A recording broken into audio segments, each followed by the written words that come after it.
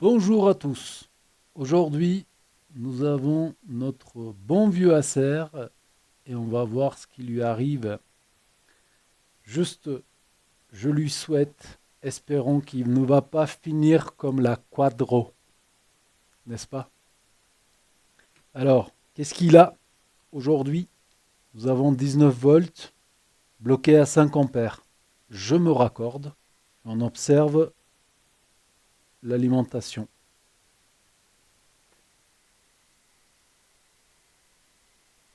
40 milliampères. 30. Je débranche. Je tombe à 10 milliampères. Je rebranche. 30 milliampères. 40. En général, ça ne présage pas du très bon. Mais on va voir ce qui se passe. Bouton de démarrer. Là, vous avez la lumière. On y va. On surveille la conso. Je crois qu'il y a eu la lumière. Ce que je surveille, c'est la conso.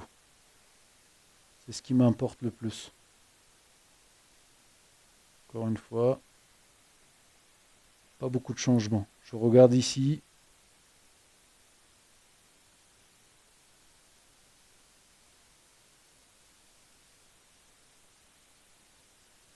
J'ai plus de lumière. Je refais.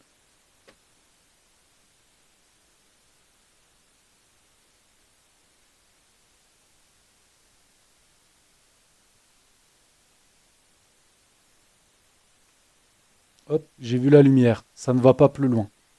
Voilà. Là, nous avons un souci. On va sortir la carte, car toutes les alimes sont de l'autre côté. Qu'avons-nous ici?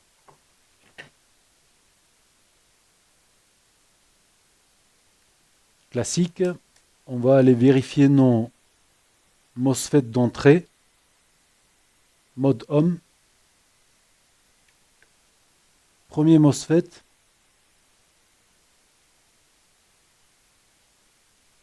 Ça a l'air d'aller. Deuxième MOSFET.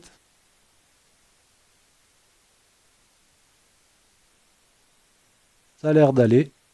Ce qui veut dire que là, le shunt et la masse que je prends au niveau du chargeur, il n'y a pas de souci. Le 19 n'est pas en court-circuit. Ce qui veut dire que on devrait avoir notre 19 qui est présent. On aurait pu le déduire. Oui. Pourquoi? Parce qu'on avait la lumière pour un court instant. La lumière vient du Super I/O. C'est le Super I/O qui écoute le bouton de démarrer aussi. Et si notre Super I/O réagit, ce qui veut dire qu'on a forcément le 19. On aurait pu le deviner, le déduire directement. Mais on peut vérifier aussi, tant qu'on est là. Je me raccorde. Toujours 10 milliampères, sans être raccordé. 20, 10. Je me raccorde. Ça a tapé vers les 70 et ça tombe à 40. En général, ça, c'est pas bon. Ça présage pas du bon. Donc, le 19 au niveau du shunt.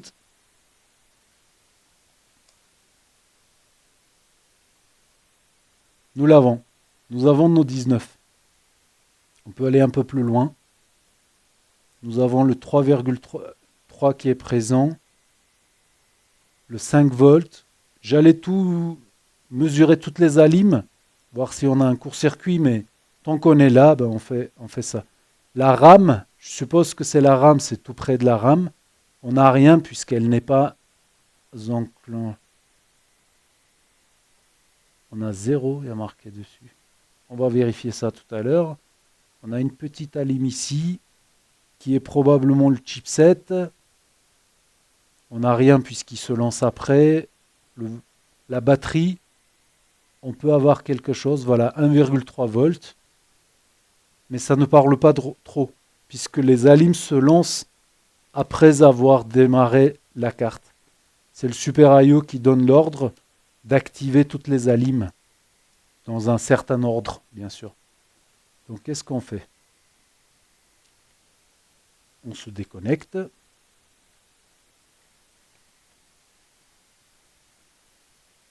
Et là, nous allons chercher une alim qui serait en court-circuit. Le 3 et le 5, on ne va pas les tester puisqu'on avait de voltage dessus, donc ils sont bons. J'aimerais tester la lime de la RAM, qui est bonne. 250, plus de 250 ohms. Donc, on n'a pas de souci. Là, j'en ai une.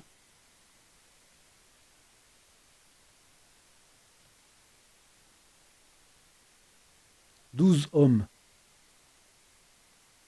OK, mais ce n'est pas un court-circuit.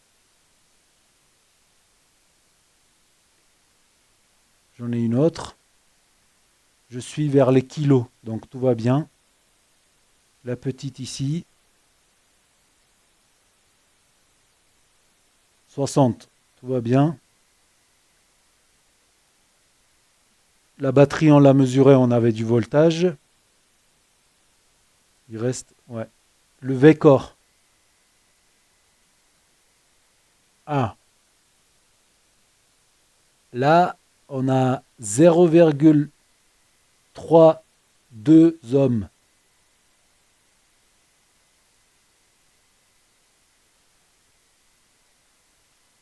Ouais. Je voulais vérifier combien de résistance j'avais sur mes sondes. Ouais. Là, le V-Core. Je crois qu'on a un souci avec le V-Core. D'accord. Je crois qu'on a trouvé notre souci. Comment est-ce que nous allons procéder? J'aimerais bien éviter d'utiliser la caméra thermique, puisque tout le monde n'est sûrement pas équipé d'une caméra thermique.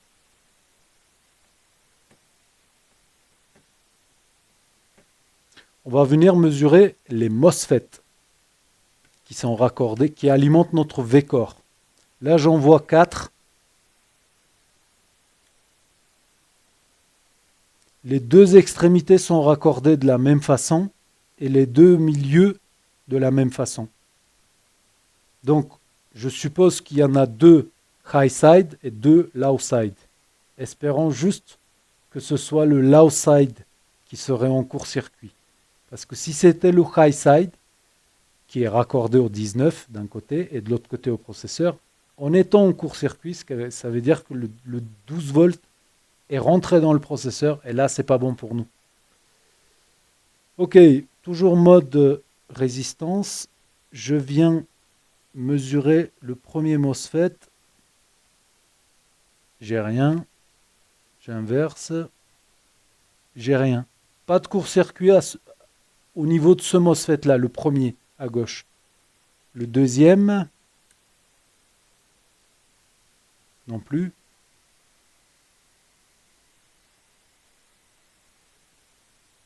Si, j'appuie, je faisais pas bon contact. Celui-ci, il l'est. On a un souci sur celui-là. Le deuxième en partant de gauche. Troisième. Également.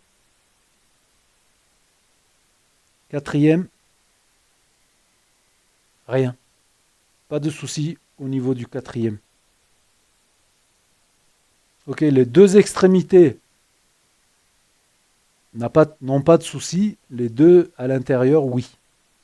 Alors maintenant, nous allons... Ah, il y en a 2 autres de l'autre côté qui tombent juste en dessous les 4 MOSFET. Donc je suppose qu'ils sont raccordés pareil. On va venir mesurer.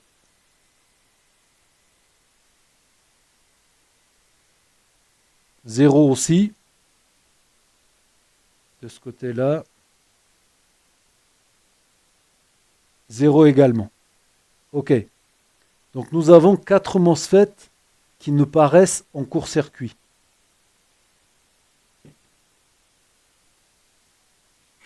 Mais ils sont raccordés en parallèle. Ce qui veut dire que je suppose qu'il n'y en a qu'un seul qui a un problème. Et qui fait croire que les 4 ont un problème puisqu'ils sont raccordés pareil. C'est comme l'histoire des condensateurs. Sur un circuit, s'il y a un condensateur qui se met en court-circuit, il va nous montrer que tous les condensateurs, vu qu'ils sont branchés en parallèle, il va nous montrer comme quoi il y a des courts-circuits. Mais ce n'est pas le cas. Il faut trouver celui véritablement qui est en court-circuit, qui met tous les autres en court-circuit. Là, on a le même cas. Ok. Là, ce qui m'intéresse de savoir, c'est quel des MOSFET est en court-circuit. Donc, on sait que les deux du milieu et les deux de l'autre côté sont raccordés pareil, et les deux extrémités, non. J'espère juste que ceux de l'extrémité, ce sont des high side. On a une technique pour le découvrir, sans schéma, sans rien.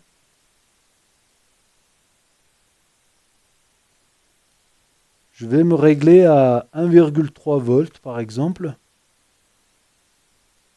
On ne fera pas de dégâts avec 1,3 volts. Je vais venir avec mes sondes sur lesquelles j'ai 1,3 volts. Déjà au niveau du 19, est-ce que nous allons quelque chose avec 1,3 volts? Au niveau du shunt? Non. Non. On n'a rien. Ok. Maintenant, je vais venir alimenter ceux qui sont en court-circuit. Pas côté processeur. Je ne vais pas côté processeur. Hein. Je vais côté opposé du processeur. Qu'est-ce que j'ai? 2 ampères, puisque je suis bloqué à 2 ampères. Mais ce qu'on va regarder, c'est la chute de la tension, les voltages. On tombe à, on va dire, à peu près, pas à peu près, on tombe à 190 millivolts en étant ici. Ok. L'autre, forcément, ça va être la même chose, ils sont raccordés ensemble. 190 millivolts. Ok. Et de ce côté-là, j'ai rien. Donc, je suppose que là où j'étais, c'était la masse. Pourquoi? Parce que si je vais côté processeur, je suis toujours bloqué à 2 ampères. La chute du voltage est du 640 millivolts côté processeur. Mais si je vais de l'autre côté, ça chute beaucoup plus bas, 190 millivolts. Ce qui veut dire que ça, j'en déduis que c'est ma masse.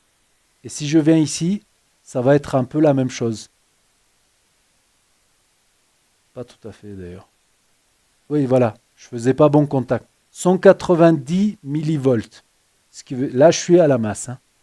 Donc là, c'est la masse qui veut dire que le MOSFET qui serait en court-circuit, c'est le low side. Et ça nous arrange beaucoup dans notre cas.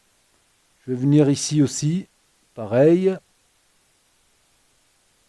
190 millivolts, puisque c'est la masse. C'est là où le voltage chute le plus. Et de l'autre côté, c'est côté processeur, 640 millivolts. Voilà. Voilà ce qu'on sait. Maintenant, il faut trouver lequel des trois, les 4 MOSFET sont en course. J'ai vraiment pas envie de les dessouder un par un pour vérifier. Donc ce que je vais faire, c'est je vais venir avec ma main. Je ne vais pas venir côté masse, bien sûr, pour trouver quel MOSFET est foutif, en défaut, puisqu'en venant sur la masse, tout ce que je fais, c'est que je titille ma masse qui est partout. J'injecte du voltage à la masse. Donc ça n'a pas de sens. C'est comme si je venais ici, et voilà, ça ne m'avance en rien. Voilà. Bien sûr, je vais venir injecter côté processeur. Voilà. Chute 640 millivolts. Et là, avec la main, je devrais pouvoir distinguer. C'est tiède, mais pas chaud. On n'a peut-être pas assez d'ampères. On va augmenter un peu. Ok, je vais de l'autre côté.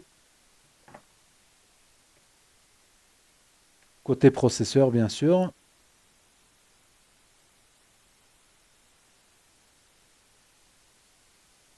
C'est un peu plus chaud de ce côté-là, j'ai l'impression. Ouais, avec le doigt, hein, rien qu'avec le doigt. Mais là, on va augmenter un peu les ampères parce que il n'y en a pas assez, je pense, pour avoir une signature thermique. 5 ampères. On y va.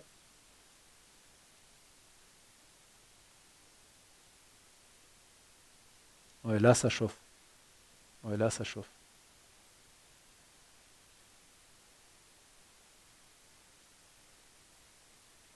Je pense que c'est de ce côté-là, parce que ça chauffe. Je vais voir de l'autre côté. Ça chauffe pas énormément, mais ça chauffe quand même. Je viens ici.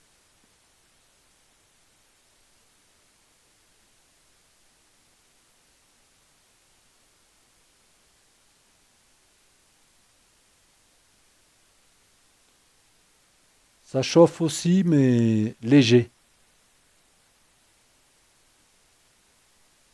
Ok, on va sous le microscope, qui n'est pas raccordé. Un petit peu d'alcool.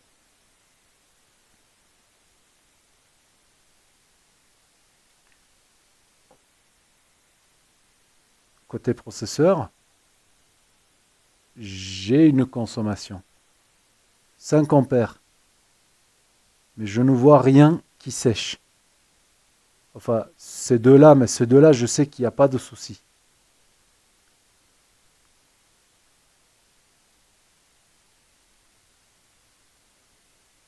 Ce n'est pas flagrant.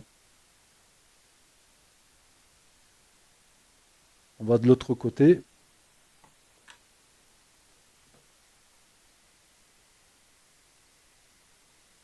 Voilà, c'était cela là.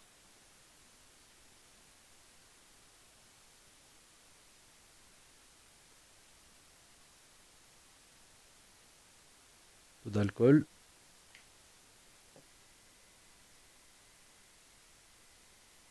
Pas ici, ici c'est la masse. Voilà. Ici c'est la masse, mais je vais de l'autre côté. Et ben voilà. Je crois que nous venons de trouver le foutif. Encore une fois, voilà. C'est ce MOSFET qui va pas bien.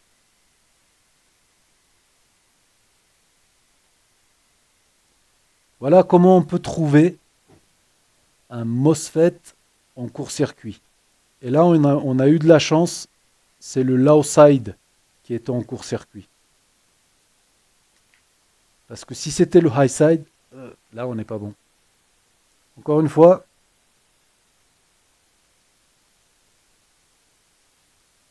allez, nous allons remplacer ce MOSFET et on va voir si ça va repartir.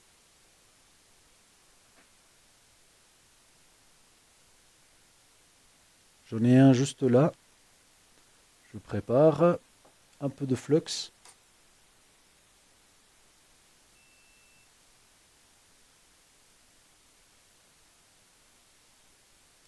Sans caméra thermique.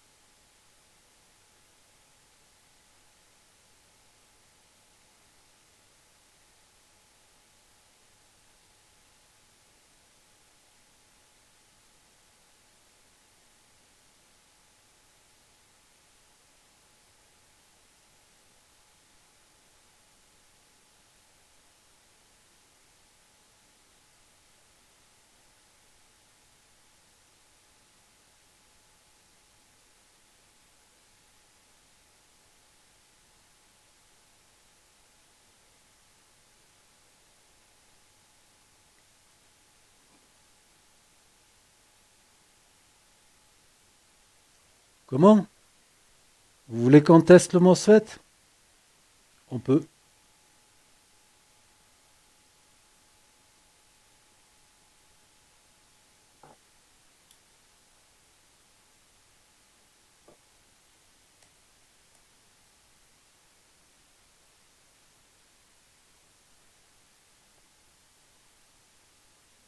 Mode résistance, 0.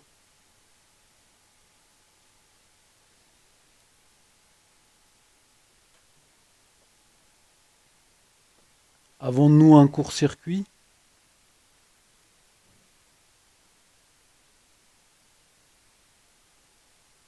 Non.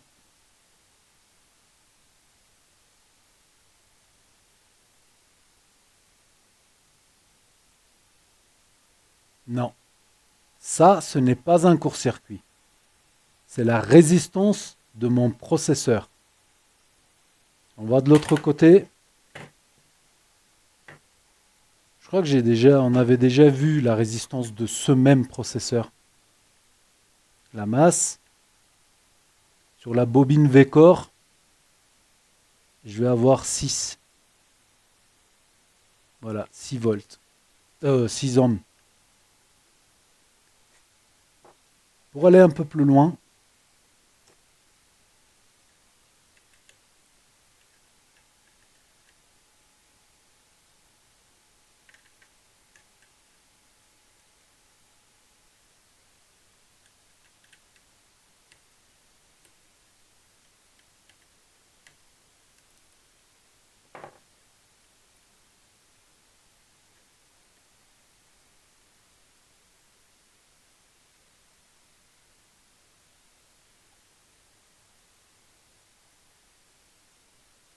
six ohms.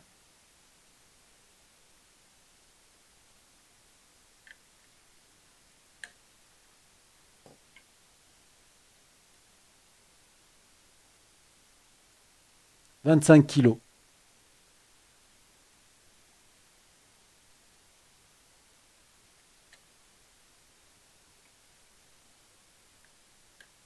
Je remets mon processeur. «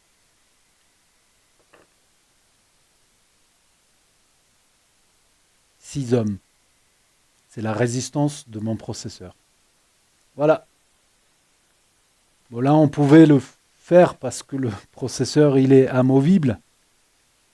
Mais ça fait longtemps qu'on ne peut plus enlever les processeurs. Donc, c'était la résistance de mon processeur. Maintenant, on va tout remonter.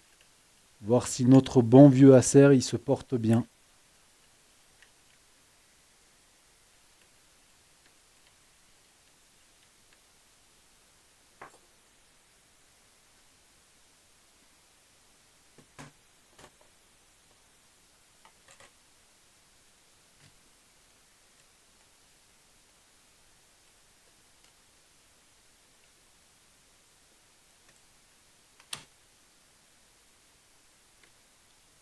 On raccorde l'écran avant de brancher ni batterie ni chargeur.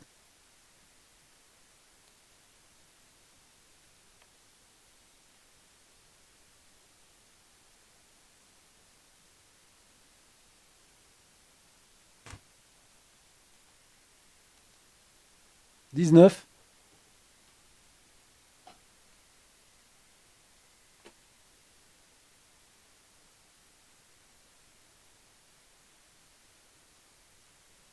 bouton.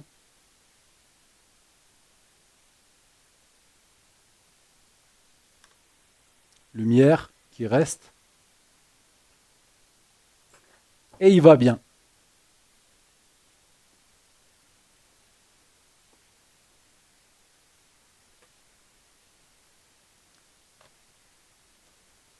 Et voilà comment on trouve un MOSFET en court-circuit. Enfin, une façon, quoi.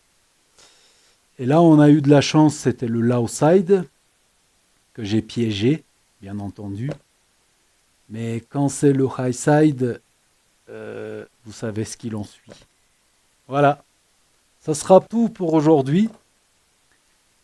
Si vous avez aimé la vidéo, mettez un like et n'oubliez pas de vous abonner pour d'autres vidéos.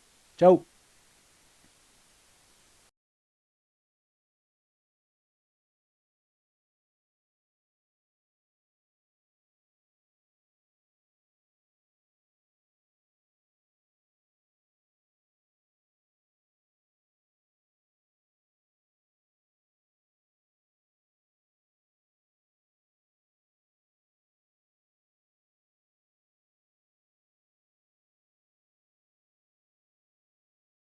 Ça sera tout pour aujourd'hui.